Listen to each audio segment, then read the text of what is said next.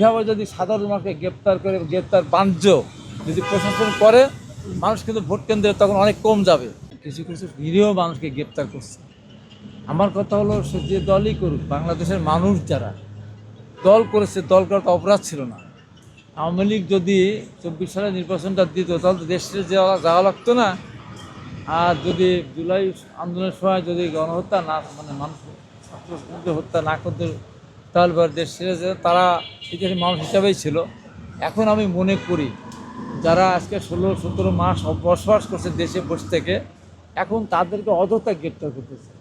অযথা গ্রেপ্তার করার মধ্য দিয়ে আমি একটা জিনিস দেখছি, আমি এটা আপনাদের সামনে ভালো হলো বলার, যে আওয়ামী লীগ যেমন 24 সালের নির্বাচনের সময় বিএনপি সহ বড় বড় দল, অনেক দলকে নির্বাচনে অংশ করতে না দেওয়ার কারণে 24 সালে কিন্তু আমরা নির্বাচন প্রতিহত করতে যাইনি।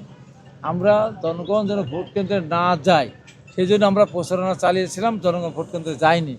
এখন এই এই যে অতিরিক্ত বা এই যে অতি বিপ্লবী হয়ে যে সমস্ত পুলিশ প্রশাসন এই সাধারণ মানুষকে গ্রেপ্তার করছে, এই গ্রেপ্তার করে যদি কারাগারে হাজার হাজার মানুষকে যদি আটকে দেয়, এই মানুষগুলি কিন্তু ভোট দিতে যেতে হবে। যেখানে ভোট দিক না কেন, ভোটের পার্সেন্টেজ তাহলে 50% উপরে হতে হবে।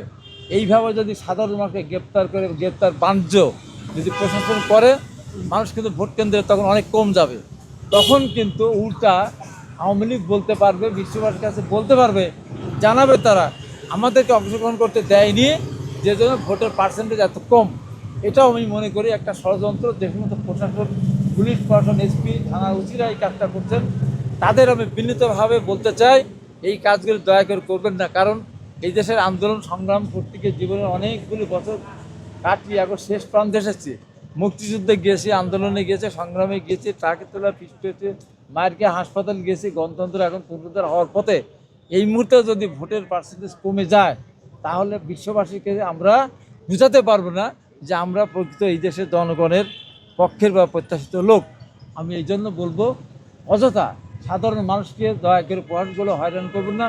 হয়রান করলে মনে করব যে আপনারা দেশের ভাবমূর্তি নষ্ট করার জন্য এই কাজটা করছেন। আমি তার সঙ্গে কথা বলার জন্য আমি আসিনি। আমি এসেছিলাম ম্যাডাম খালেদা জিয়ার শোক বইতে স্বাক্ষর করার জন্য।